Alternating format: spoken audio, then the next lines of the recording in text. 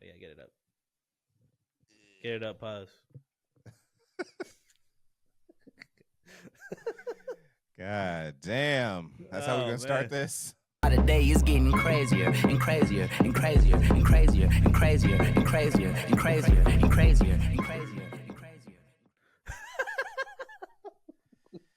Me trying to adjust my mic, trying to get it up. Get it up, no one. Come on, get it up. You know what I'm saying? Like, takes time for the Cialis to kick in, man. You don't just like take. You got to take it for and then let it get through the bloodstream. Oof. Yeah. Yeesh. Oof. Yeesh. Yeesh. I think we got a great show. I'm in the new setup. So before we get started, everybody, you're gonna see, because we're coming up new pod for the new year. Got some fun announcements. Then life is life and life is life and fun stuff there. What you're seeing right now is kind of the creative space where I will be creating music, editing, all kinds of stuff. I just created a real fun space to be in, to just sit, meditate, and create. Let's go. So that's what you're seeing here, and you will also catch the view. I know a lot of people love the view, so you'll get the Cali view as well. Mm-hmm. In future recordings. Don't trip. But what you're seeing right now, it's gloomy anyway. So what you're seeing is the creation space that I be in. How was your week, Nene? My week was good. I was, counting down the days till Christmas. Fucking over here running around, just do make sure we got everything.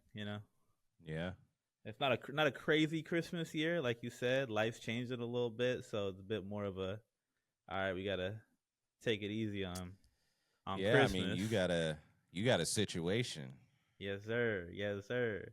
I'm gonna hold it. I'm gonna hold to announce too. I think I've already said it too. I don't think you have. I don't think you have. Oh, no, I don't think you have. Okay, but... we'll wait to announce. All right.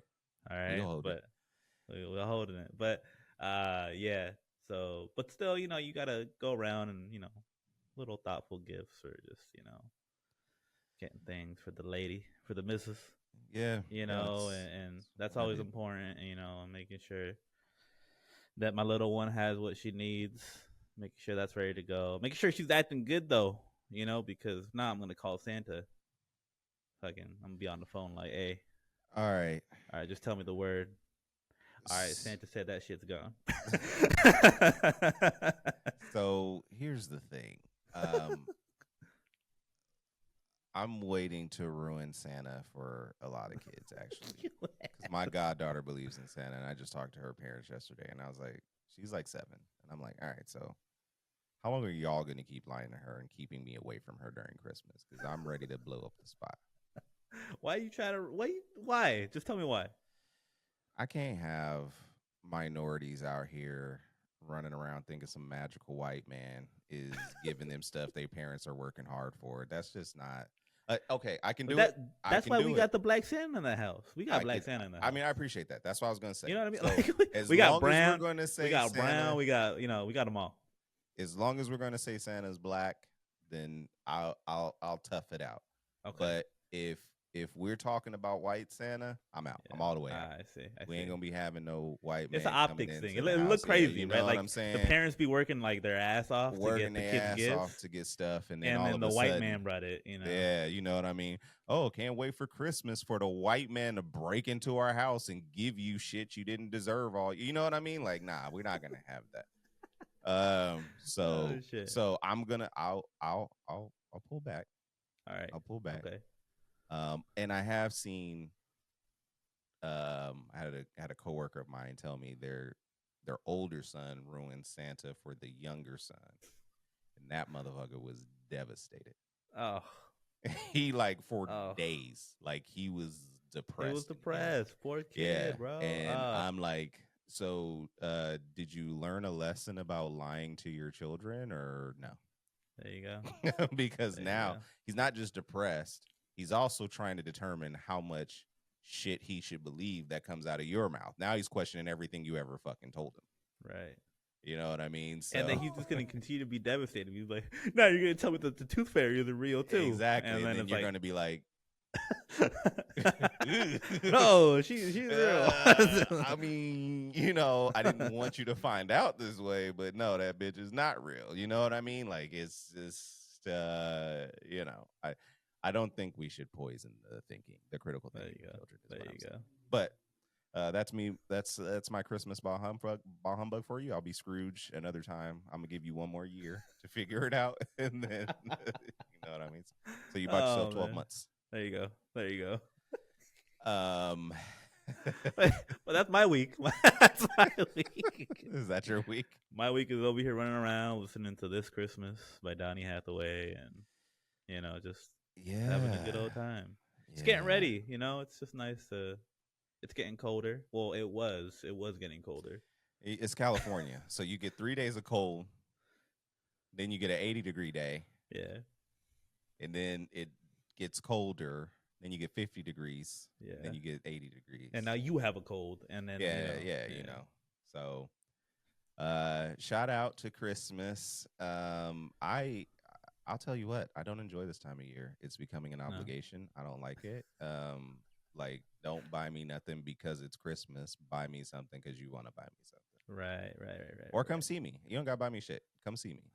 Right? I did like the let me show out for the birthdays, because once Christmas hits, I'm gonna be like locked down a little bit. I did that whole approach this year. Yeah, I'm gonna tell you what my 2025 look like. If we ain't vibing, I ain't buying you shit. So that's friends and family. You know what I mean? That's fair. We better be on a vibe, or I ain't buying you a goddamn thing until we solve whatever problems we gotta solve. No passive aggressive gifts. No passive aggressive gifts. And then just so you can use that as ammunition for more like exactly.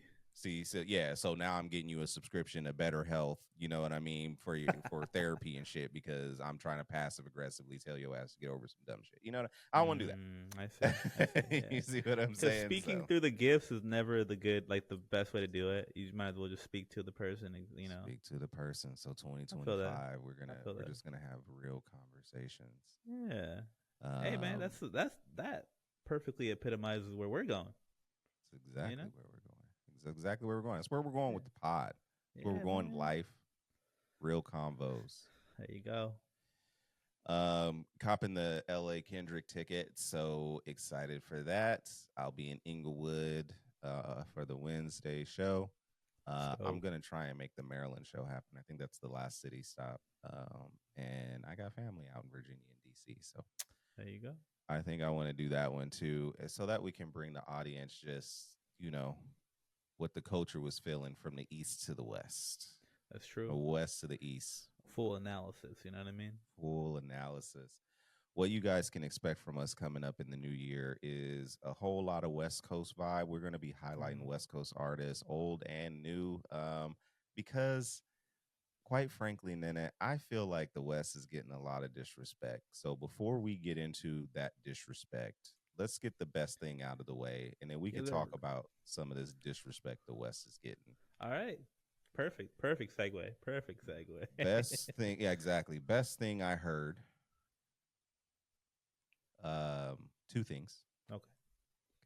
So as usual, I hear a few things. Jid, the Never story. Let's go. Yeah. So I spin Soulburger once a week. Soulburger and GNX, like, I think it's on a timed rotation. So my phone knows, like, oh, okay, it's time to play these two albums. Yeah. And that Crazier track is so insanely good from a lyrical perspective, from a production perspective. I'm like, this is crazy. So it just made me like, let me go spin Jid. And I did that, and I was like, damn, this is good. So the Never story. Went back in the archives, pulled that out, and I was like, yes, this is some fire lyricism. Reminds me of when you could be creative, before Drake, BD. When you could be creative and you didn't have to have like a specific sound in order to make it. You know what I mean? Like, yeah. So Jid, the Never story, everybody go check that out, because it's fantastic. I'm sure you would agree, Nene, that was a fantastic I love that, man. I love that album. Project. whatever we want to call. If you give me 10 original tracks, I'm calling it an album. I don't give a fuck what you call it, whatever you want. You give me 10 original tracks, I'm calling it an album. So that's it. The other thing that I did, the little what was it, a 4-pack, 3-pack from Amine, MP3s, the EP. So not the whole EP. The song that I want to highlight is Adam. I really love that track. Nice. That's a good song. And so I just wanted to make sure we highlight good rap. And like I said, we're just in an era where everybody's able to be creative, kind of explore a little bit, and I like it. I'm liking it. The Atlanta sound. Sorry, Atlanta, I love your city. Don't love the sound. It's going away a little bit, and people are coming out with music they want to come out with, and I'm here for it. Does he count as West Coast? I mean, he's on the coast. I mean, was he born here? He's I think Seattle. Oh, that's West Coast. Yeah, that's what I'm saying. That's West Coast. Yeah, we can count it. Hey, look at that. Is it Seattle? I did that shit and I didn't even try to. Let me find out. Let me make sure. Let's see. That's gonna be hilarious. I think he is from like Portland. That area. He's from Portland, Oregon. Portland, Oregon. There you go. Bam, West Coast. Look at that. Highlight West Coast. Didn't even try to. It's just in me, man. It's just in me to bring up the West Coast. It's just in me. That's how I get down. Let's go. Shout out to Amine. You know, shout out to West Coast legend Amine. Hey, I'm just saying the West Coast puts out good music. And yeah, I'll get to my points about that after you give me your best thing. All right. So great best things. I second that motion. Go listen to those things. They're amazing. Go listen to those projects, those EPs, you know. Both artists, incredible artists. Love those guys. So best thing I heard this week, I also went into the archives. I listened to a project by Bishop Nehru and NehruvianDOOM. NehruvianDOOM. That's all right. Good one. That's a good one. Talking about lyricism, just talking about beats, just how to pick them, how to make them. You know what I mean? Oh man, that's a good one. His little that's protege, a chef's kiss project for me. You know. Yeah. So I'm gonna shout out Ohm on that. I think that's required listening for anyone who listens to our podcast. Go listen to that just from the sample in the beginning of why can't I think of his name right now? Oh man, I can't think of his name. I can't think of his name right now. This sucks, but the sample in general, crazy sample flip, only Doom could do, right? But just in general, this whole album, go listen to it. It's just rich. Doom. That's an incredible, That's a good project. That's man, and they got a redux. They do. Check that out. So check out the redo. So maybe it's just the time of the year. I just like to go back and listen to Doom projects, but this is one of the ones where I don't hear a lot of talk about it all the time. So I wanted to shout it out. I agree. I don't hear anyone talk about it. Even when it came out, I was like, "Damn, this is fire," and no one was saying that. As much Doom love, as everyone supposedly has. That's a great pick, man. I was not expecting you to say that. I was expecting you to give me some pop or some shit. I don't know what the fuck I was expecting. Based on the conversation we were just having, I wasn't expecting that. I was in a total different bag. Just to shed some light, we were talking about SZA before this, and that was not my vibe the whole week. My vibe was this. Your vibe the whole week was fucking Taylor Swift, Charlie XCX, as far as I'm concerned. Oh shit! I'm hitting you over the head with Billboard this week, by the way, too. Nah, fuck that. Nah, seeing as you're a pop guy now. Oh my god, here we go. All right, let's get into it. Let's get into it. Okay, so just real quick, I was watching the interview on Company Man with Jason Martin. Also listened to his project with Mike and Keys this week, which is a pretty good project, actually. I listened to it on a walk. The wife has me getting up very early in the morning, and we go for a walk really early in the morning. Nice. And that is my time to listen to various projects. I'm trying not to freeze my ass off because it's really cold in the morning. And he made a comment about West Coast music that I 100% agree with, and it was that West Coast music um, is classified as West Coast music, and it doesn't just get to be like rap or hip hop in the grand scheme. It's got to be West Coast or whatever. You have to identify the sound. And while I actually do love West Coast music, and I'm 50-50 on it being classified, but there are times when West Coast artists aren't necessarily in that bag, in that hyphy sound, in that hey now, that you know what I mean, or that peekaboo sound. Right. And there are things that I get that people don't understand about it. GNX is an incredible track.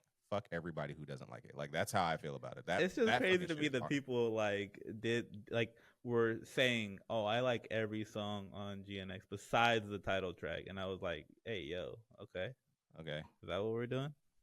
But I also saw the discourse of people being like, like it's just not for you. I don't know what else to say. It's just I don't know. But that's what I'm saying. Like our sound. So who else do we do that to? Do we do that to New York music and we just say it's not for you? Or do they say, no, we're the Mecca, nigga, and you got to just listen? The South has been running shit forever, and we never got to say that everybody's making Southern music. It just turned into hip hop. Weren't we initially saying that a little bit and saying like it was like you were saying it? Well, what I guess what I think it changed because it became the popular type of like rap to make, right? But it was like Dirty South was a term for a long time. I think they had to break out of that.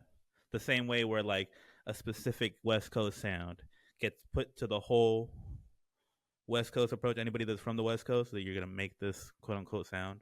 But again, there's layers and depth to it. It's not all the same thing. Let me ask you this question. Yes.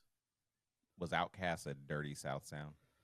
I don't. But maybe they would have been labeled. I don't know. I wasn't. I'm not gonna talk like I was around when they were coming out. I was. It was just hip hop at the time. You was know it? What I mean, like, yeah. Like, I mean, didn't they go up at the Source Awards and say we here? Didn't Andre say that? Sure. But so it wasn't that everybody, like, there was a Dirty South sound, there was a Houston sound. Everybody had their sound, but it was just hip hop. Okay. So you knew UGK. Obviously, you knew that sound was the South. Right. You knew Nas was a New York sound. Mm-hmm. You knew Common was from Chicago. Not that because he was messing with Detroit and Dilla, right? Yeah. So, you know what I mean? So that's not Midwestern. You see what I'm saying? Like, that's what I'm saying. Like, we didn't do that, right? We just said, oh, shit, that shit's hot. NWA came out, and it was like, oh, damn, NWA said, fuck the police. We all saying that. It was just hip-hop. It wasn't West Coast hip-hop. The Chronic comes out. It wasn't West Coast. It was just rap. Oh, so when did that labeling start? That's a good question. That's what I'm saying. So Kendrick is Outside right now, makes one of the best albums we've heard all year, right? And that's just not me saying that. That's the world saying. I heard a white girl playing Squabble Up in the car the other day. She was getting out, going to see her man, and she had Squabble Up playing. And I was like, that's hilarious. Her getting out of her busted ass Corolla. There you go, man. And so while I appreciate that, what I'm saying is the music is just popping. It's just hot. So can it just be hip hop, or does it have to be like, oh, the West Coast is making music now? Because then when the West Coast is not hot, right, then the West Coast ain't making no music. No, that just means y'all ain't paying attention over here. Because the Game has been putting out albums nonstop for a while, right? Mm-hmm. Like, he's been making music. We got West Side Boogie. We got a bunch of people. We're gonna go through it. We're gonna highlight everybody.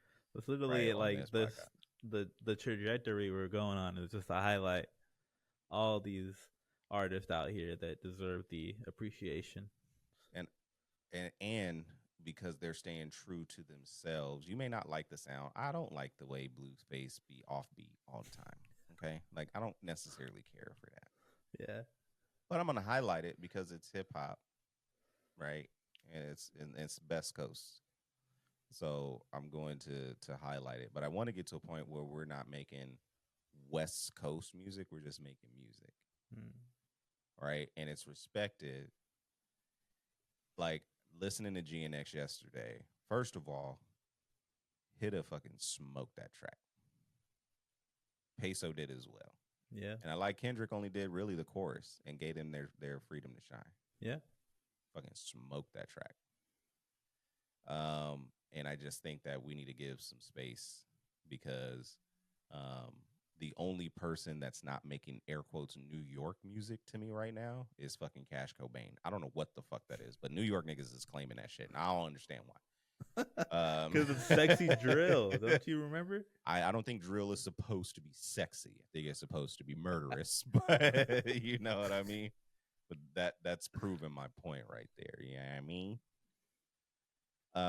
But yeah, so we gonna go into the new year highlighting West Coast. We're gonna bring you all forms and flavors of the West Coast sound. If you actually go through Kendrick Lamar's discography, you will hear a wide range of air quotes West Coast albums.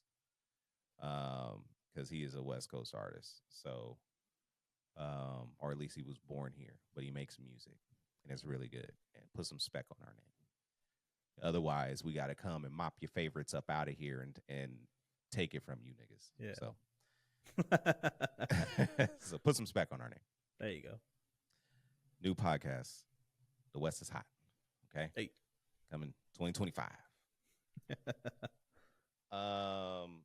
You wanted to get into, speaking of the West, shout out to TDE. A lot of motion. We're gonna be talking about two artists from TDE. Before we get to Doechii hate, which I want to talk about. Missionary. Uh-oh. So I just bigged up the West Coast really, really big. There was a reason for that. There was a reason for that. Because not all of it bangs. Okay, so Missionary, I actually was kind of excited for this project because Dr. Dre pops out so few times that, you know, and when he made Compton, I was like, oh, damn, that was actually really good. I really enjoyed that. A lot of good music on that album. And then when he got together with Marsha Ambrosius earlier this year and came out with Casablanca, I was like, damn, Dr. Dre's out here killing it. So I'm thinking Missionary is about to give us some heat. Mm-hmm. And there's a song or two that's fire. And Snoop Dogg has been on socials because apparently he's watching all the discourse around this album. It's not good. It's not very good. I did not enjoy it. Oof. Yeah, me and the wife were driving down PCH and we got it on, you know, and we're like, I'm not enjoying this. Are you enjoying this? She's like, fuck no, I haven't been enjoying this since you put it on. And I'm like, okay, well, let's put something else on. And that's how that went. Have you listened to any of this project? You know, I've heard snippets. I've heard the full 50 Cent song. Where the 50 Cent shooting at Kendrick? Yeah, probably. Yes, I have to believe that he is. Why? Because he's, you know, 50 Cent's just special. You know, I like the guys in more ways than one. I like to say. What would be the purpose of starting beef with Kendrick if you're 50 Cent? Well, look, ironically, I look at 50 Cent the same way I look at Game, where they say a lot of things, but do I believe everything or do I listen to them? No. You know, like they're kind of on that level for me, which is ironic, right? Because they have beef and they have a whole history, but they're very similar in that sense, where like he says a lot and he's very trolly in nature. Okay. So I don't take it serious. Not to say that I don't like. I hear the things he's saying, and obviously there's some kind of reason why he wants to take shots or whatever. But it's like, I feel like I can talk to you and say that's just 50 being 50, and we kind of understand what we're saying. In an era where Kendrick has no patience for any motherfucker right now, and 50 Cent, who hasn't rapped on a song in however the fuck long. Yeah, I have not listened to a 50 Cent song in a really long time. 50 is the originator of fucking sexy drill. If we want to talk about that shit, all right, if that's what we want to talk about. I don't want to talk about sexy drill. Now I'm throwing shots. Yeah, I don't want. I don't want sexy drill to be a thing, so I don't want to talk about it. Well, it's 50's fault. He was over here, you know. What 50 song was sexy drill? Just the way he sound on any song, we was trying to be All right. hard. Like, many men wish death upon I me. smell pussy. Is that you, Irv? See, That song like, is but fire. like, you know, we can make fun of him, but also it's just entertaining. He's just that's who 50 is. You know what I mean? I don't know. That's the best way I could put it. And so yeah, I don't know. All right. Cool. I don't have a whole lot to say about Missionary. Normally, I have glowing reviews of West Coast albums. If I ranked Missionary, it would be the worst Snoop Dogg or Dr. Dre album. Like, if you just separated their discographies, like, I'd be like, I don't know that I'd put this near. And Dre has so few like albums out of his own. Yeah. This one is definitely at the bottom of them. With his name on it, right? With his name on it, right? He's produced a lot, and so you could, like, you know, put his stamp on a lot of stuff. This is okay, I'll say it like this. LL Cool J came out with The Force. Yeah. That was better done than this. Oh yeah. You know what I mean? Yeah. So I think what I was expecting was a little bit more funk. You know what I mean? Kind of bring us back to that G-Funk era. Right. You know what I mean? Not that they needed to be out here talking about, you know, killing and women and stuff like that, because that obviously would have seemed false. But rapping aside, maybe sonically it could have matched. Sonically, something close to that. I think that's what I was like geared up for, and that is not what I got. Fucking Sting and Jelly Roll, and I was like, "The fuck is happening right now?" No, I saw that track. I gotta listen to this really quick. It's just that Dre produced it, so I'm looking at Dre a little bit like looking at him a little suspect right now. Yeah, like what the hell are you doing, bro? Did he lose? Did Dre lose? You know, and then Snoop. I like the way I took it was like the sound I blame on Dre, obviously, and then Snoop I blame for who's on there. So I'm like, Snoop, you already testing the waters with Kendrick. Why you got 50 on here? That's fair. I do. You know what I mean? That. And then he got Jelly Roll and whoever else. I saw some other people. I was just like, what the fuck is going on? So I don't know, man. That's what happened after that album went off for me. I went like, all right, moving on. That shit sucked. And then I said, moving on. Doechii hate. All right, on to Doechii hate. Unfortunately, but hey, you know when you're out here winning, that's when you start getting all the hate from people. I think you got to rack up as many haters as you possibly can, because that means you are winning. Yeah, man. So it's not all bad. You know, we knew it was gonna come at some point. People, you know, are trying to call her a plant.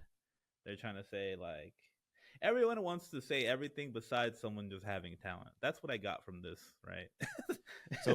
So okay, I have not consumed anything about anybody hating Doechii. So give me the background on this. All right. So the background. Okay, look, I'll just take you through my experience, right, and why I brought this up to you. Okay. So, I'm just scrolling through the feed. You know, as we do in some research of topics and stuff like that. And I kept seeing, you know, discourse of Doechii, hate of Doechii in different ways. But the one that consistently came up was this comparison to Nicki Minaj. And the comparison came from the fact of the approach that they take, rapping on songs, changing their voice, doing the grr kind of, you know, that kind of approach to the rap, where I see the similarity. I see the maybe quote unquote inspiration, but the take that I kept seeing within that discussion was that when Nicki did it back in her day, she was met with a lot of hate, and a lot of being, I guess, quote unquote discredited for it. Whereas Doechii now is being revered for it. It's being claimed as quote unquote artistry, which I think there's more things that she does in her music to display artistry besides just changing her voice. But yeah, so that was the main thing that I kept seeing. And I'm not a barb. I don't follow Barb pages, so I don't know how these things get on my feed, but it kept showing up to where I was a little surprised uh that it just kept coming on my feed, like something that people were trying to convince me of. Like the algorithm was trying to convince me to hate Doechii for this, and it's like that's a little ridiculous. So I wanted to explain that to you first, just to let you in on what discourse is happening online, and just get your opinion on it first. Okay. So, my initial opinion is Nicki wasn't the first one to manipulate her voice on a track, and she won't be the last one. So I don't know where that comes from. Yeah. The second thing is this feels like white people shit. Like there's not enough space for two women to be doing a similar thing. And both of them be on top of the game. Like, she's biting Nicki Minaj's style is what I just heard you say. Pretty much, yeah. And I guess I'd finally say that what I'm hearing from the Barbs, and I know the Barbs come for people, so if you are a Barb and you're going to come for me, let me just state that I categorically do not give a fuck and don't read any comments. So y'all just hating because Doechii's a better lyricist than fucking Nicki Minaj. Like at the end of the day, this is just hate because fucking nobody. There is not a Nicki Minaj project that I'm ready to put up against Alligator Bites Never Heal. Point blank. Period. So people can do it. Yeah. I'm shitting on whatever you're gonna make me shit on whatever Nicki Minaj project you're gonna put up against Alligator Bites Never Heal. Okay, so like that. Yeah. That's how that works. Yeah. The Alligator Bites Never Heal, whatever you want to call it, mixtape album, whatever you want to call it, is one of the best collections of music we have heard in quite a long time, male or female, period. Yeah. No. And so the hate I'm hearing that you just explained sounds to me like people aren't ready for Nicki to be put on the back burner. I'll finally say that sounds like Nicki's been put on the back burner because of her affiliation to old suing ass Drake, and that's a lot of where this hate is coming from. So, Doechii being affiliated with one of the hottest labels on the planet right now and getting a lot of motion, Nicki being affiliated with not that. I think the Barbs are just in their feelings about somebody who's on a West Coast label that's got way more motion than Nicki right now. Right. And is everywhere and is critically acclaimed. And similar to Lupe Fiasco hating on Kendrick because he wished he had Kendrick's career. This is what I think the Barbs are going through for Nicki. Not Nicki himself. Not Nicki herself. I don't think Nicki is hating on. I think the Barbs are like, Nicki's career should have been this. Even though we would say Nicki is one of the greatest female artists. And I think she did have this. That's the thing. We were there to see Nicki come in. She is hot. Be in the game, be at the top of the game, and the whole trajectory. We were there for all of it. So it's ironic to me for the Barbs to want to give hate to Doechii because yes, I think Doechii shares a lot of similar like how her trajectory is going right now. It's kind of how Nicki's was, right? Like getting hot and then going to the top because again, the women rapper space, especially at the time when Nicki was coming up, was kind of like it was there a little bit, but it wasn't like in your face like I think it is now, where I think we were getting a lot of different options with women rappers, right? Pick your cup of tea, whatever you like, your style. We got a rapper for you, right? We got a woman rapper for you, man. You want that Memphis sound? Go to Glorilla. You want Atlanta? All right, it's gonna, so it's ironic. From Florida, by the way. So exactly. You want that Florida? So hey, relax. Put the gun down. You know what I'm saying? Yeah.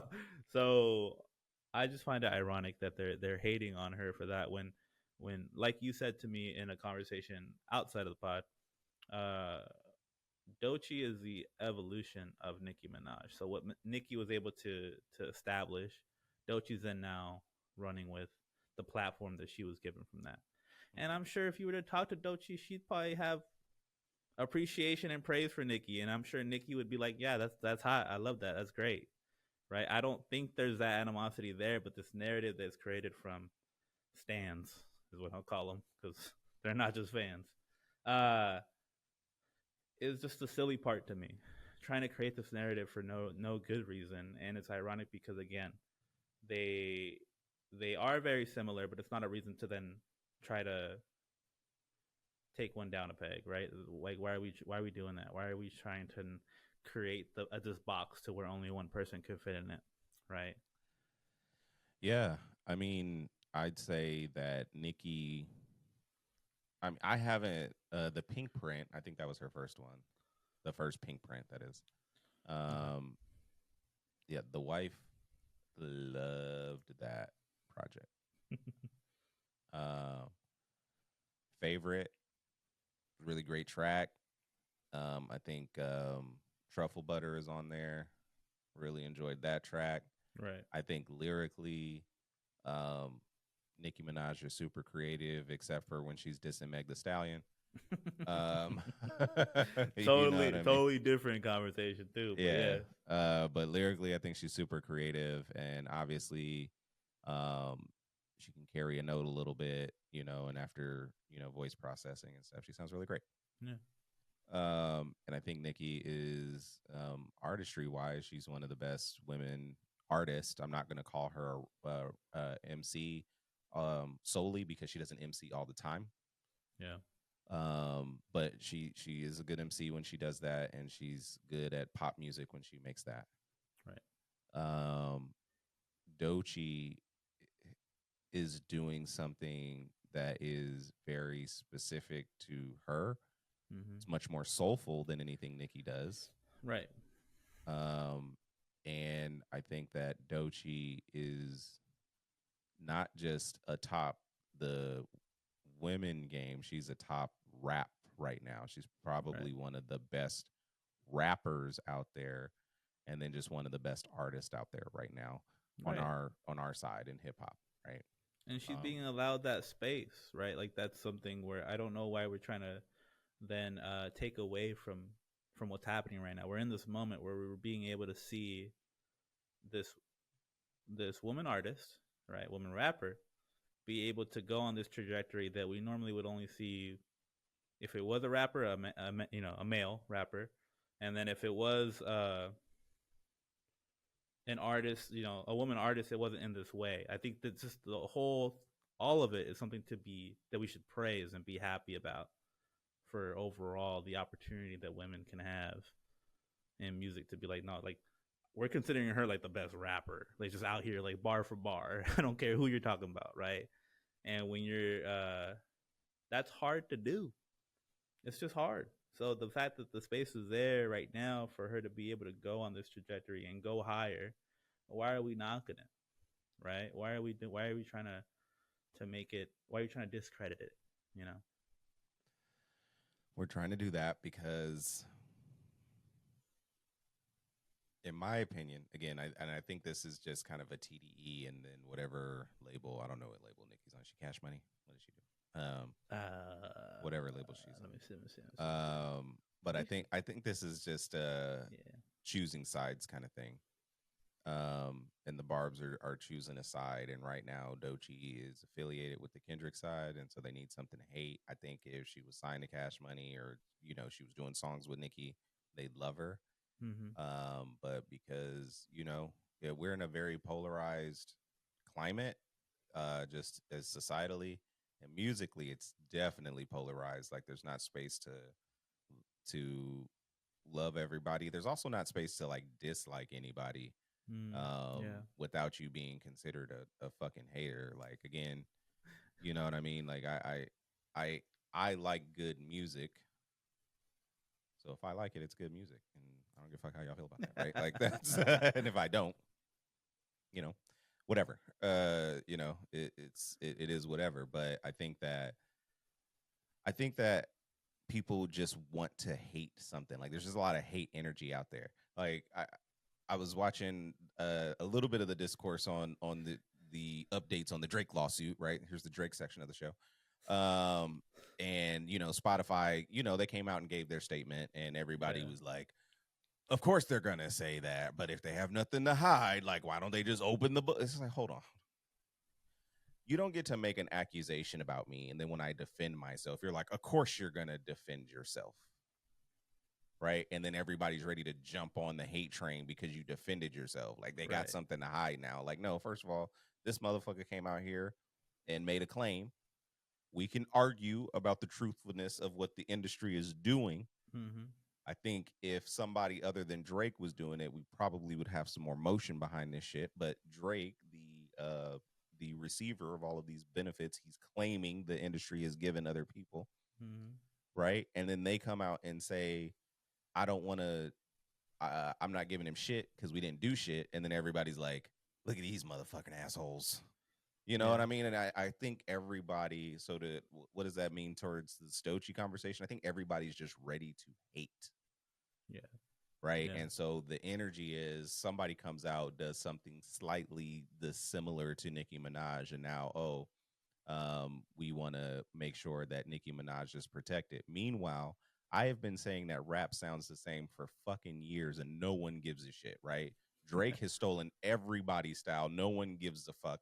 The second Doechii comes out and does something incredibly well, people want to kill her for it. Like, fuck out of here with that shit. I don't got time for that shit. Oh, Shout out to the Atlanta sound. Way to turn us all into zombies. To zombies and haters. Yeah, now we're just zombies. Zombie haters. Zombie haters. That's zombie great. Haters. And you know what? And I like Atlanta music. I like Lotto. I like what's coming out there. Y'all, you and Q shaded me for looking for Playboy Cardi, but I was just trying to, I was trying to broaden my horizon. Nah, it was just crazy because, we would be the ones looking for Cardi, if anything. You know what I mean? Like, and you'd be like, why the fuck are we talking about Playboy Cardi right now? And when I found him, that's how I felt. But I was going to look, okay? So, okay, fine. And I'm interested in his new project. Thank you. All right. Thank you for that. Okay. And I don't like Future. There, all I said it. All right. That's the one Future hate line of the week, So just go ahead. Do what you will with that. Do what you will with that. Lil Baby's going on his little press tour for his situation. What's his situation right now? He's dropping an album next year, and he's going on a press tour about it. Apparently, he didn't like that Kendrick said his name in a rap song. Yeah. Then say something, bro. Let's go. You want some too, motherfucker? So yeah, apparently that. So apparently that happened. All right. Okay. Yeah. Whatever. That's how I felt about it too. I don't know. SZA releases the deluxe that no one asked for late. She promised it on a certain day, right? So she promised it. Stop for 1 second. Yeah. She promised it and then delivered it late as shit. Because I was up like refreshing my fucking Apple Music, like, where's Lana? Where's Lana? And then I gave up. I didn't even know it came out till about like 9 o'clock on Friday. 9 o'clock p.m. that is on Friday. Yeah. What's up with your girl? I don't know, man. She was out here pissing in the forest and turning into a bug and out here hanging out with Ben Stiller that she forgot that the album wasn't mixed. I don't know. I really don't know. She was doing a bunch of shit except for mixing and mastering that fucking album. She was like, oh, shit. Oh, shit. I got an album dropping next week. I need to get to it. I don't got an outro. Oh, shit. Like, you know what I mean? Like, what are we talking about? All right. How'd you feel about Lana? SOS Deluxe Lana. All right. So, gave it a spin, was able to live with it just a tad. Again, it came out late, so I don't know how much you could live with it in like a day. But I was able to spin it. You spin it around the misses because, they love SZA. So yes, they do. So, she's a good gauge for me. Like certain, like, where is it sitting, because she's so different. Okay.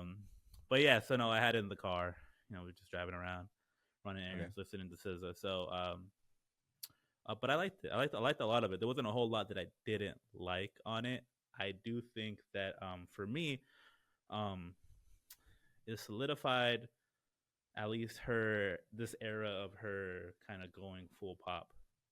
Do I think that she's gonna continue to do that? I'm not sure, but I feel like it really like epitomized like, okay, this was my time of really taking this approach, because a lot of those songs felt very um just very poppy, very like I'm trying to be catchy, trying to have it, quick little hits.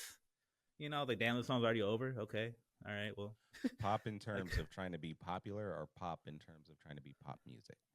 pops in terms of sound for me, sounds and approach, right? I think both is what I heard throughout the album. That's not to say the whole album was that.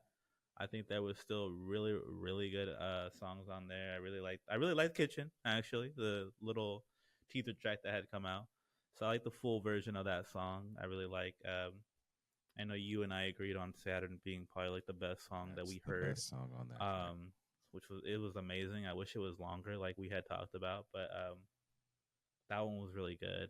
Um, and there was a lot of ones in between, like in that run. I think we had said like from like the fifth song like to the 10th song, they're like all like very poppy songs. But I like some of them. It's not to say that I didn't like them. I think they were just very pop. Like BMF felt very very pop to me. It like Definitely. kicks off the pop. I'm like, okay, oh, we're here. All right, where's the radio? Yeah, Where's the radio yeah, so I can definitely. turn it to 106.7 or something. I don't know. Like, what are we doing?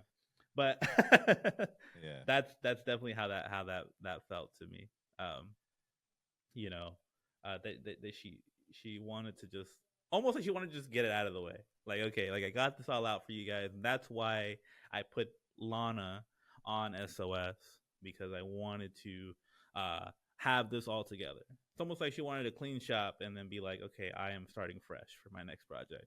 It's kind of how it felt to me as I listened to it more and more, because the sound of it all fits together with SOS.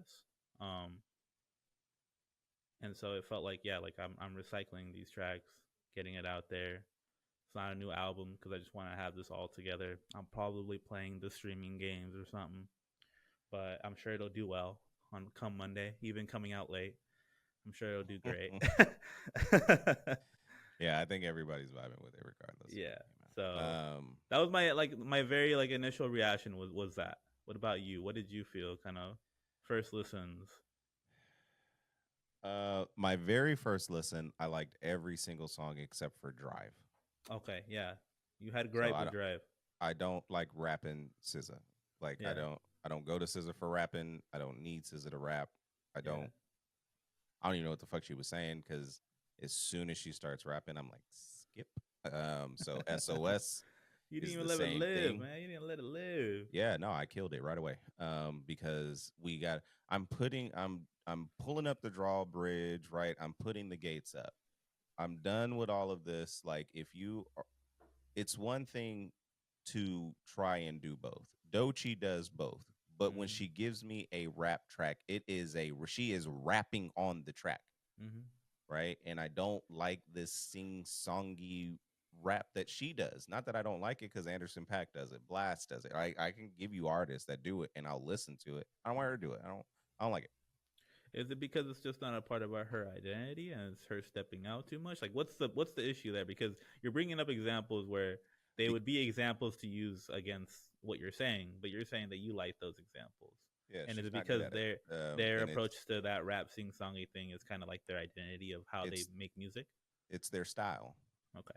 It's not her style. Like, somebody clearly wrote the rap, and it's the cadence that sounds very generic. It's the genericness of the cadence, right? Like, this is somebody said, you got to make a rap track, and then they gave her the fucking formula. You put it in the microwave, and then she pops out with Yeah. that cadence, and I'm like, okay, fuck, I don't want to listen to you do this, because I can go listen to some other fuck shit rapper do this. Right. I don't need to do. I don't need this from you, SZA. Right. So we're already struggling with, are you pop or R&B or folk, and you don't want to be pigeonholed into any corner. But Right.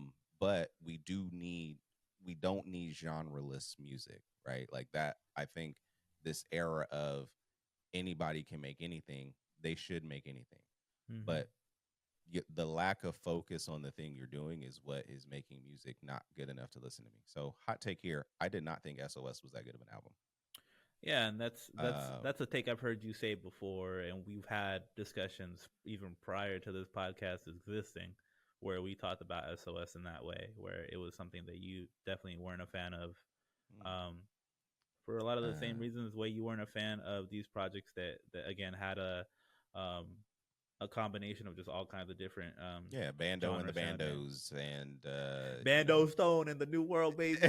Yeah, exactly. I remember it Stone now. and the Bandos. Yeah, like I A didn't enjoy that. Yeah. I didn't enjoy that for the same reason I didn't enjoy SOS. Like, give me an album I can sit down and listen to. Not that they're making music specifically for me, but I don't enjoy a project that sonically changes too much. I like to put on music and be in a space. Right. So if you put me in, if you're going to do that, then arrange the album so that the transitions into the different spaces feel more natural. Don't sprinkle all of the music together. Right. So if you're going to go poppy, then go poppy for a little while, and I can fuck with it for as long as I'm going to fuck with that. Yeah. If you're going to go R&B, do R&B stuff for a little bit, and then make that transition. This is why I didn't like Oliver Alejandro's recent album, because it started off insanely good, and then it went hard reggaeton, and then it kind of got poppy a little bit, and then I was like, okay, I'm done. I don't know what you got going on right now. I'm out. Yeah. Lana, on the other hand, had two modes: R&B and pop. Yeah. Until you get to Drive, and I don't know what the fuck that was. Right. And then it ends R&B. Yeah. Right. And so I can vibe with that because, again, it was arranged in such a way where the you can tell the vibe difference. Like, okay, BMF, she went pop. Scorsese, Baby Daddy, pop. Love Me For Me, pop. I think Chill Baby was a little bit more R&B, right? And then she had like some of these. She kind of mixed and matched them a little bit, but the vibe wasn't too off. Yeah. That I wasn't able to catch what she was doing for Lana. SOS, that's different, because she was like, snooze, and then she went to folk, and then it was pop, and I was like, what the fuck is happening right She came in with SOS, and even that was kind of like starting off. Yeah, exactly. That was kind of mid to me. And then Kill Bill, like, all right, that song's kind of poppy, kind of R&B. It's a little Kill Bill kind of epitomizes that like a poppy sound for her. Yeah. Like they found that pocket that works, and where like the pop crowd really loves that from her specifically. Seek and Destroy is an R&B track though. Yes. Right? Snooze is the best song on there, and that's Snooze incredible. Is the best song, and it comes right after you boy Don Toliver and Used, right? Yeah. Which and then I like that song. That song's not bad. That song's not bad. It's different though. Sing-songy part, and then like Love Language, I think, or Low, because that's the one with Travis Scott. Hated that one with a passion. Skip. Yep. And it came right after a really great track in Seek and Destroy. And then I was like, all right, fuck out of here with this. Right. And so I found myself doing that through SOS. I did not find myself doing that through Lana. Yes. So ironically, because she put it back on this album, I think it reignited like that thought process we had of SOS back in our heads, to have the discussions with each other about like, well, how did we feel about SOS originally? And I think that's where we started to have these conversations. Like, like it was an amalgamation of so many different types of sounds, and we had that criticism when we first talked about it, even on the pod. Like, like I was like, man, she got something over here where it sounds like she's trying to do some early 2000s like what do you even call that, like Avril Lavigne type shit. I was like, what is going on over here? It was taking me everywhere, and there was no clear thought as to why it was being taken there. So it was hard. It was jarring, right? It was jarring to listen to at times. So I think you bringing up the fact that arrangement plays such a big part into, if you are going to do something like that, how you arrange it is how you're able to present that better to anyone who's listening. I think it's something I can agree with, because there is a high importance on arrangement in general, but especially if you're trying to deliver that kind of thing. Because if you're just throwing stuff in there, it just sounds like, okay, I like, this is just a random, like, I just put shuffle on like all my songs in my my library. SOS felt like some SZA gave a collection of songs And then when it got to arrangement, she walked out of the fucking room, and they just pushed shuffle on the songs that, and they were like, all right, just do that, right? And then they put them out. Right. That's how it felt. A perfect example of arrangement, and I know I'm going to be called a glazer for this, but I don't give a fuck. Good Kid, Mad City. Yeah. Because those songs were designed to take you through a story. Yeah. Right. And so they were arranged in such a way that you're going through the day and the vibe that Kendrick had for that day. Mm-hmm. So perfectly arranged album because he's taking you through a day in his life. Right. And there are other good, really well-arranged albums that, you know, I can go find examples, but that's the one that comes to top of mind. I didn't mind the arrangement of Chromacopia, right? Like, you know, it takes you through a lot of different emotions, and it was definitely a therapeutic album for Tyler, but I didn't mind the arrangement of that. Yeah. I don't mind the arrangement of Lana. Yeah. I don't mind. I think it should be his own album, by the way. I'm like, I don't know why you fucking... I know why you gave us new music, because you about to go on tour and you need some new music to perform. So I understand that. And that's the perfect approach, right? That's it. There you go. But it didn't need to be a deluxe. You just gave me these 15 tracks. Right. And you know what I mean? And we could have, and it would have, you know, I don't know, maybe fucking TDE was like, give it a deluxe because we ain't giving you another album, right? You still owe us 6 albums. I don't know. Yeah, maybe. But, who knows, right? Like, and then also, again, of course, like we said, like maybe it's also playing into the streaming games of it all. Maybe it'll do 650,000 first week because of somehow it's attached to original SOS sales, but then also I don't know, who knows? But there's so many possibilities with it, but so many reasons as to why she might have just added these songs onto the deluxe. But it is a little annoying. She caught the wife, right? Because the wife likes Lana. She doesn't like the poppy core of it. She kind of starts skipping through that, but she likes a lot of it, and then SOS comes on. She likes SOS. So then she starts listening to that out. So SZA got the 4 albums, album sales off my wife, right? Like, and so, you know what I mean? At times her by however many millions of people are about to just play this 38 track or at least a chunk of this 38 track deluxe. Yeah, the streams are going to hit, right? Her album sales are going to increase on SOS specifically. Yeah. And so, you know, they're clearly playing the games, the streaming games, which I think are dying. But for SZA herself, I know she doesn't want to be pigeonholed as an artist. She wants to be able to make music and put out projects, and I think she should be able to do that. If you want if you want them to be consumed very well, then you need to put them out. You need to put as much effort into the creativity and arrangement of the album as you do the songs themselves. Right. Because I don't personally think a lot of artists sit down and consider arrangement. I think they're just like, oh, okay, this sounds good here, this sounds good here, but they don't, because they're not giving you like a thing they're going through, because it is just a collection of songs. There's no theme for the albums that they're coming out with anymore. It's just like, all right, well, this sounds good here and this sounds good there, right? Right.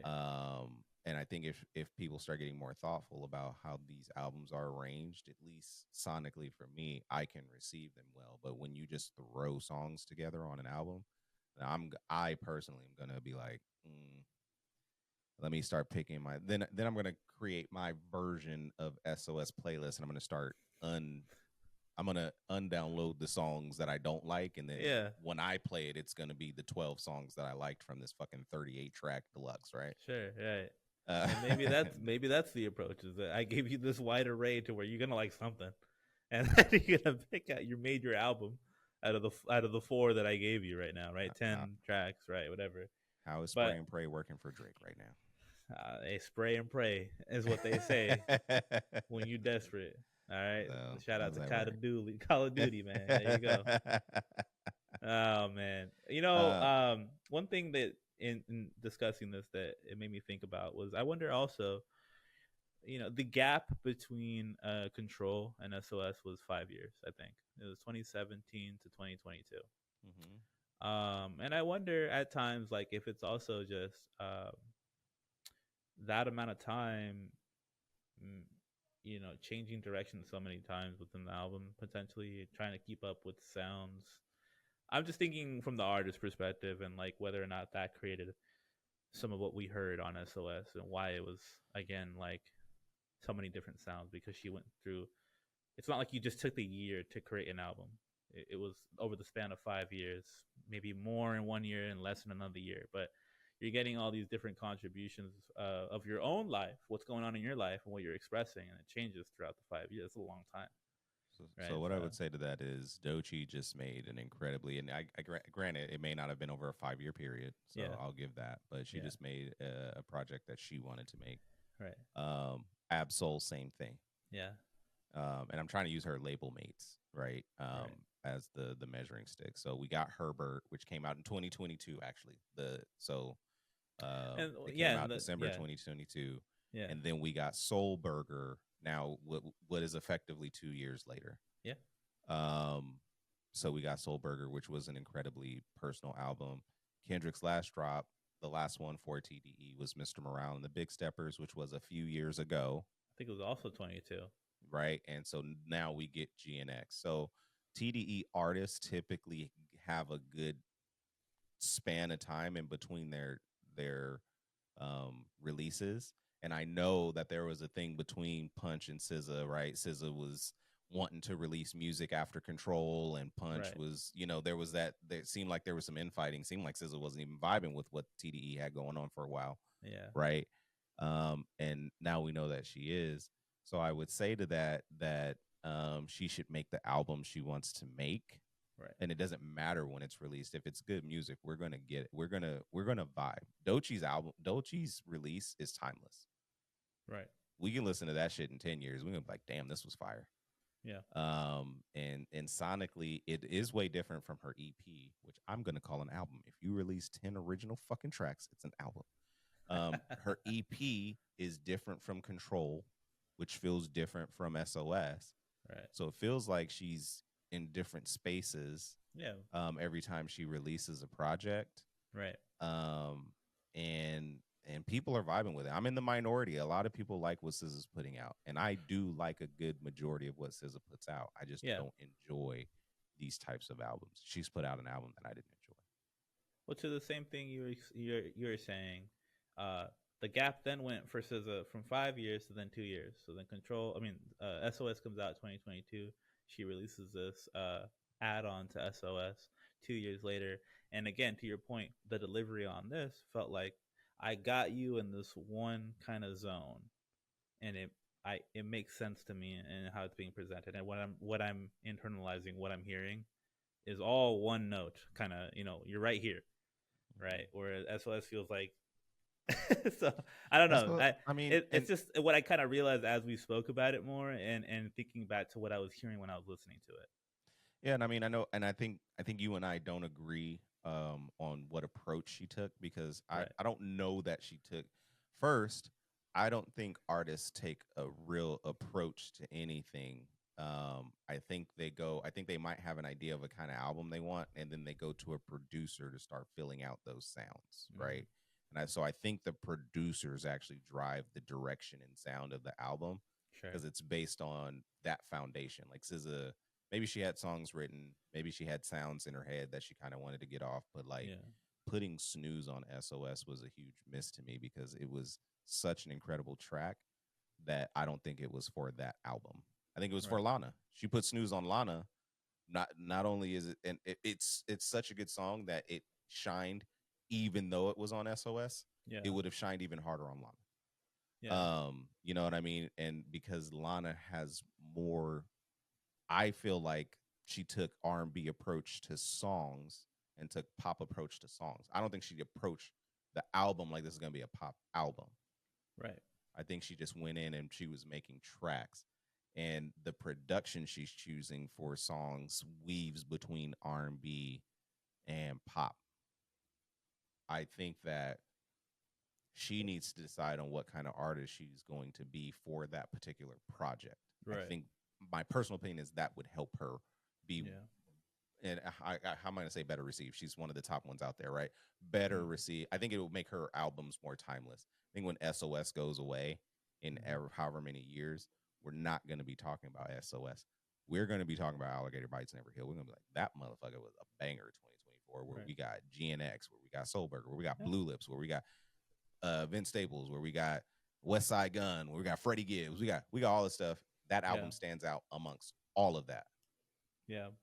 Right? I don't know that SZA won't be drowned out if she doesn't pick a direction and go. Right. Right. Well, it's interesting. It really is. It really is interesting, and it might be something that we never find out about, or maybe we will in some time, about what the approach was with SOS to give us what we got, right? And how that ultimately played out for her whole career, right? We're still seeing what she's going to pivot into now. But hey, you can't knock it because she's going on a fucking arena tour. No, and it's like, working. I'm not mad this at it. All preference at the end of the day, but like she, it's working for her. I'm not here to say that her approach doesn't work. I'm here to say her approach doesn't work for me. Right. So again, kind of to our earlier conversation, I'm allowed to dislike what you say and voice my displeasure. Shout out to Andrew Schultz. Because you put the art out there for me to consume. Yeah. And so us making this pod, people can agree or disagree with me. Me taking that shit in my feelings, like Kendrick Lamar said, Andrew Schultz is the comedian that should not be talking about white women, and then proceeding to say Kendrick Lamar has come after him, even though it's just people on the internet coming after him and threatening him, and then continuing to be butthurt about something, about wild shit he is saying, right? That's not what this is. Yeah. Right. And so if you're going to be an artist, and whether it's music or comedy or podcast content, whatever it's going to be, once you put it out there, you put it out there for the public to consume and then have discourse on. Yeah. In this case, what I'm saying about SZA is I think she's great. I think she could be greater if she focused. I'm not saying she shouldn't make folk music. I'm saying if she wants to make a folk album, go make a fucking folk album. Because then you can get into the space of being there, doing that. Maybe we might like that shit. Maybe we won't. But if you give us an album where it's everywhere, then you'll get, she's obviously popular, like, and she's great. Yeah. But, you won't be the greatest. You'll be good. You'll be like, oh, damn, SZA was good. Yeah. That's what I'm saying. So, but I have nothing to say. I have nothing bad to say. The bad thing I have to say about Lana is that it needed to be its own. It needs to exist on its own. Yeah. I mean, that's the bad thing I have to say about it. That's a preference I think we share when it comes to the delivery of this project. Or again, I can't even call it its own project. I receive it that way, kind of. But because you put it attached to SOS, now it's just SOS Deluxe. The way it was dropped says it was his own project, right? Because you didn't have everything mixed and mastered, right? That's why it dropped late. So this tells me that you had a project, and then at some point, as a label, this is the one thing this is kind of a TDE miss to me. I whether it's they're playing the streaming games or whether you're like, to me, this is like the one time they missed, because you had GNX drop, which is a 12-track banger. It's all still on Billboard right now at various places, right? But you still got 3 tracks on there in the top 10. Yeah. And then you release Lana, and then you go on a stadium tour having 2 fresh albums from these 2 mega artists. Yeah, is what you do. But don't attach it to SOS, motherfucker. We done with SOS. We've been done with SOS. That's why you coming out with Lana, because we done with SOS. If that should have motion, you just would have had SOS. So fucking release Lana, and then we're good, right? Yeah. So, but that's the only negative thing I have to say about it. I can listen to all of this album, even the poppy stuff. I can kind of, once it was pointed out to me that was really poppy, then I started like, oh, yeah, okay, I can kind of see that. Yeah. But at like 30 for 30, I guess if the shoe fit, wear it. The truth hurts, bear it. But I think that's exactly where we're at on that. But Another Life, Saturn. What do I do? Like that. These are all really, really good songs. Yeah. Like it's all good stuff. Kitchen, like you said, I actually really enjoyed that. She's very soulful. She's too soulful to be pop. She's too pop to be soul. Like it's tough. Really She's weird. in a tough space, man. Yeah. Shout out to SZA being in her own space. Maybe that's what she's trying to do. Yeah. But to that point, the gates are up, man. white people have been trying to vulture the culture for so long that you got to make a decision on what you are at this point. You know what I mean? Like, show yourself. I'm not against SZA making pop music. I think she just needs to lean into it. Make it. Okay. Dive in. Okay. Dive in. All right. So you enjoy it. So SZA was a good album. Yeah. That's what's a good album. I think all in all, we love SZA over here. We have difference of opinions when it comes to where she's at right now and where she's trying to go. But time will tell. And even again, the opinion we have on the way that it dropped, we kind of hate, but it might reflect really good in numbers, and that'll be a win for TDE. So we might be thinking of dropping the ball a little bit, but at the end of the day, come Monday, Tuesday, whenever the numbers drop, that shit's gonna be fucking out of here. Look, TDE can't miss right now. So we're nitpicking. I want to be very clear. Yeah, we are nitpicking what the fuck is happening. Point blank. Period. Like there's no other way to say this other than to say we are nitpicking the shit out of TDE, out of SZA, out of anyone else that we're not nitpicking Missionary. That was just an overall. That was just a miss. Yeah. But hey, can't win them all. Can't win them all. Can't win them all. Snoop, don't be mad at me if you see this. You have one of the greatest albums in hip hop history. Yeah. Right? Dre, same thing. The Chronic 2001 is one of the greatest listening experiences I've ever had. Gave us some really great. This one's a miss. You can't win them all. There you go. All right. There you go. I want to do something that I did last week. I want to do it again. I'm gonna spin the block on this because I still feel like I was right. J. Cole couldn't drop right now because TDE got too much motion and he just would have got drowned out. Come on, man. Let's give it up, man. We gotta give it up to our guy. I'm gonna give it up. Pause.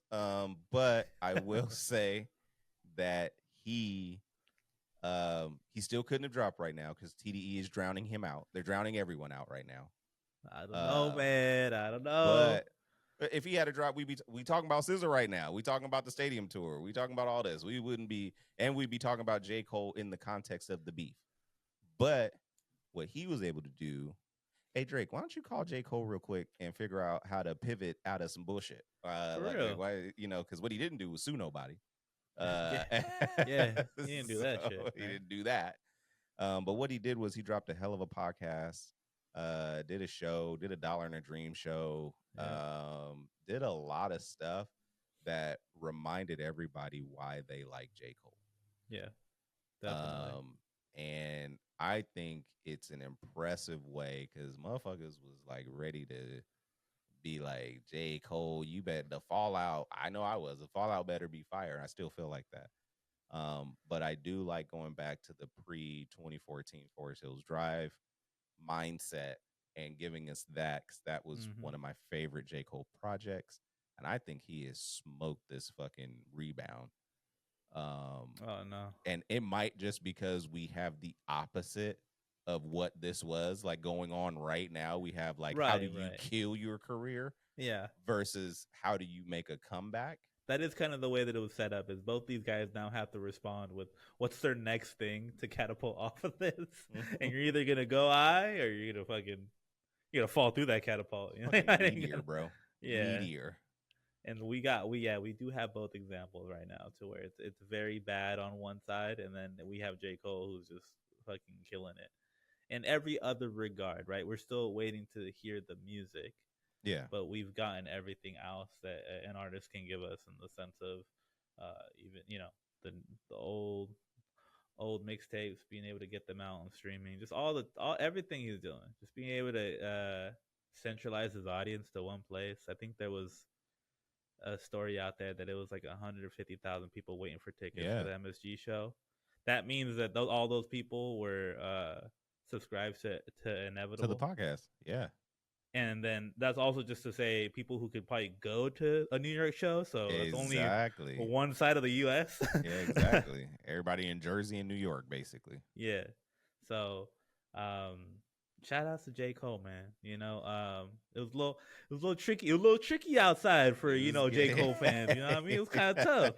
y'all motherfuckers was sweating. Stop trying to act like y'all motherfuckers was out here like, I mean, J. Cole's got good music, guys. What are you talking about? Like, I mean, you heard it from me. You heard it from me, man. You heard it here first, right? I was definitely out here just as critical of J. Cole. Like, man, what the fuck is going on? You're right? better than J. Cole, or better than Drake fans. I can appreciate that. And then, but that pivot game was crazy. He was out here, he hit that pivot foot hard and got to the rim. On it. I'll say this. Yeah, you're right. He did that on the MSG show. Like, shout out to the independence of releasing music and everything via the Inevitable and just raking in all that cash and doing that. Like, I respect it. I support it. I paid the $10.99 for the pod. Yeah, like I think he's smoking this fucking rebound. Like, and I hope the fall off is an incredible album. I hope we're talking next year about it being, nominated for Odyssey Pod Awards. I hope so. I definitely hope so, and I hope I'm not the only one sharing that take at the end of the year. I hope you guys aren't looking at me the way you're looking at Q right now with Tyrese. Tyrese, fuck out of here. That's such a. It's you know what the funny thing about that sidetrack, real quick. What? That was a waste of good music.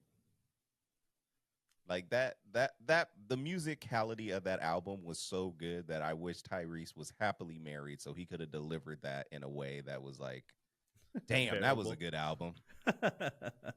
Right? Like, but just a sour ass album just wasted a bunch of good music as far as I'm concerned. It's fucking weird. So hopefully, J. Cole, don't do that, please. Yeah, please. Don't do that. But I do want to, we did bring up Odyssey Pod. Shout out to J. Cole. I'm here to say it. I'm not wrong. He couldn't drop. He didn't drop. He's dropping next year, like I told him. Appreciate you, Jay.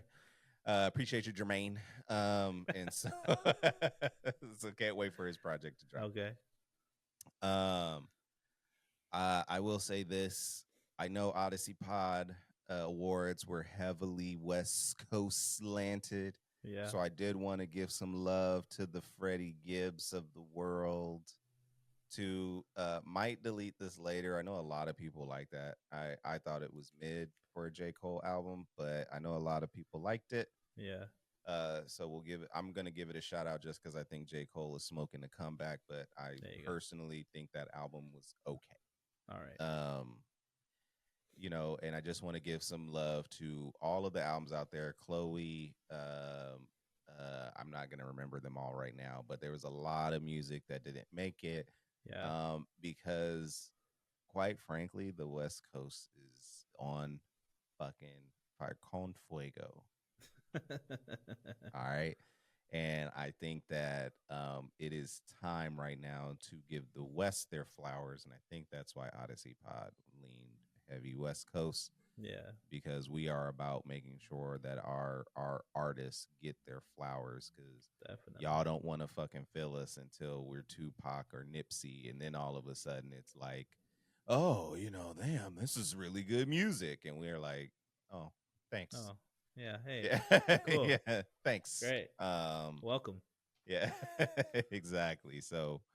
But yeah, I actually just listened. I thought about making Freddie Gibbs my best thing I heard this week because I did listen to it this week, and I was like, damn, that was fucking fire. That was fire. That was a fire bounce back from his last album. Because his last album was a little kind of like, yeah, right. Yeah, it was. And then fucking this one was fire. Chez Noir, really great project. Really love that project. Fashion came out with an album recently. Actually, I think it was this month. It was really good. I think his name is Homeboy Sandman, New York artist from Brooklyn. He came out with a project this year that was actually pretty interesting. Sandman. Yeah, so there's a lot of good music out that did not make our pod awards, but we recognize that there's a lot of hip hop and a lot of R&B out there that was really, really good for 2024. Shout out to 2024 being a really great music year. It's really great. I can only hope for the same. Next year. Yeah. Season 2025 of Earth should be pretty interesting. I think So I think we're gonna get some good projects, and we might also get some shit. I mean, I'm here to shit on it. I mean, Lil Baby's dropping. I think Let's go. like he's dropping next go. year. I don't know if Drake is going to be able to drop anything next year. We'll see how his legal woes happen. But Come on, Young Thug. Let's see a Young project. Thug, yeah, Young Thug might get a project out I there. can't Shout wait out to hear the Bluey and Young Thug track that comes out because he's got to be out here on his, on his wholesome vibe. Yeah, this motherfucker gonna be making Peppa Pig featuring Young He's Thug. Gonna be Let's making go. Kids bop because he can't. I can't wait. You know what, Young Thug, read a book, man, and come up with some rhymes. Like that's there you go. Like, you know what I mean? Or make a fucking love album with Mariah the Scientist. That'd be fire. There you go. There you go. You know, hopefully the Diddy trial will have concluded in 2025, so we'll get to see the end of that. Yeah. Whatever Jay-Z is doing to Tony Busby will have concluded in 2025. It'll be wild out here, bro. Kendrick will probably have dropped another project for us right before the Super Bowl, which is crazy to think about, but yeah. And we'll have the GNX tour going on next year. Yeah. And if you're in Australia, please let us know how Drake's tour goes. Yeah, please. We'd really love to know how Drake is doing in exile. Yeah.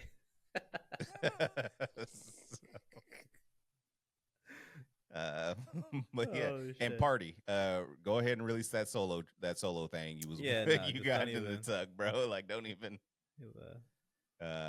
Roy Woods came out with a project recently. Mm-hmm. I don't think I've listened to it yet, but I do need to go back to it. We got a lot of good stuff out there. Always stuff coming out, man. All right. Before I let you out of here, Mariah Carey's still #1 on Billboard. I'm not surprised. Die with a Smile. This song will not go away, bro. This Lady Gaga and Bruno Mars song. I should probably listen to it. It is like stuck at 5 and 6, bro. What the fuck? There's no way. I've never heard this song. That fucking song. I've never heard this song. It is 17 weeks on the chart. Oh shit. I'm gonna listen to this song. That's fucking ridiculous. Shabuzi's #9. Squabble Up is at 10. TV Off's 8. Luther is 7. Luther at 7. Okay, I can believe that. Yeah. And then we don't get more Kendrick until fucking Not Like Us at 37. So Not Like Us is apparently still being botted on the Billboard. Hey Now at 52. I love that. It's my favorite song on the album is Hey Now. That fucking song goes so hard. Whacked Out Mirrors 54. So we still got all Dodger Blue 57. Super underrated track. That's very underrated. I'm surprised that's not higher. That's crazy. That song is so good. I'd be humming that song. Like, you know what I mean? Like, that's how that song should be higher. That song needs to be higher. Peekaboo is at 60. That's my jam right there. Yeah. Reincarnated 68. The Heart Part 6. That's kind of crazy too, Reincarnated being that low, but yeah, I mean, they're all his Gloria's 76. So I mean, they're all still on the Hot 100, obviously dropping quickly. GNX is 96. So that rounds out the Kendrick album. GNX is 96. Fucking haters. That song is so hard. You fucking haters. So, you know, but it's rapidly about to be out of the Billboard streaming wars. And so shout out to everybody who pre-ordered the fucking GNX vinyl. I did. And shout out to everybody who's out here supporting good music. I can't wait for streaming to be out and purchasing to be back in. All right, let's see. I think that's where we're headed, bro. Lana would have been its own album if we had to buy that motherfucker. I tell you that much. Like, it wouldn't have been no goddamn deluxe if we had to buy it.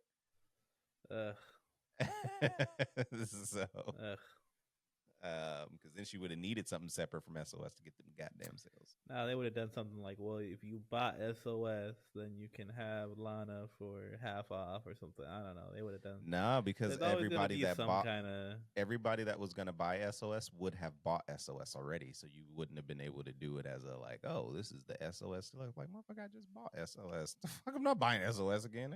It's 2 years after the fact. I don't know. There would have been some way.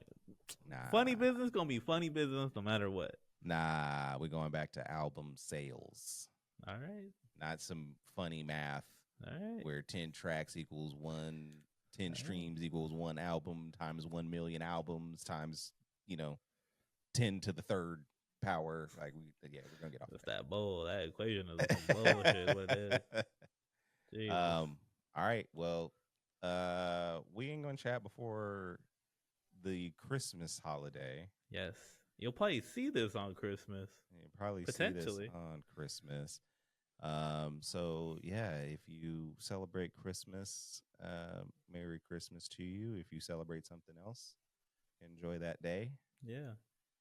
If you don't celebrate any of these, then just have a good day off. Yeah, just yeah. There you go. Just another day off. Just enjoy the day off. And look, if you work at fucking Party City right now, and you know what I'm saying, you just found out. Yeah, like I'm ready to come in there and fuck that store up for you. I don't shop at Party City because Amazon is cheaper and more convenient. Sorry, but stay safe out there, guys. A lot of crazy shit's happening to people. We're about to have Trump presidency in a couple weeks, so everybody. So watch out. Watch out. So everybody get ready. Yeah. Everybody get ready. There you go. Take care of yourselves. Enjoy your families. And if you don't want to take care of yourself, please take care of me by liking, subscribing, and commenting on this podcast. Oh, come on, man. What? They can't take care of me? They can take care of you. All they right. got to take care of each other, too, man. Come on, man. Okay, and while you're taking care of each other, please like, subscribe, and take care of someone and hit else. the notification bell, and then go take care of it. As soon as you do that, go take care of somebody else. Like soon as you do that, take care of it. But don't take care of nobody else before you take care of this podcast. Wonder why my brain scattered, image in the gray matter, fucking up my